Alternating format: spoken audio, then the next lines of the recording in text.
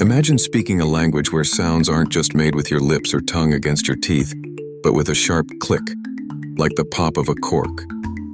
Some languages in southern Africa, such as Xhosa and Zulu, use click sounds as regular parts of everyday speech. These clicks, made by creating a vacuum with the tongue and releasing it, are among the rarest speech sounds on Earth.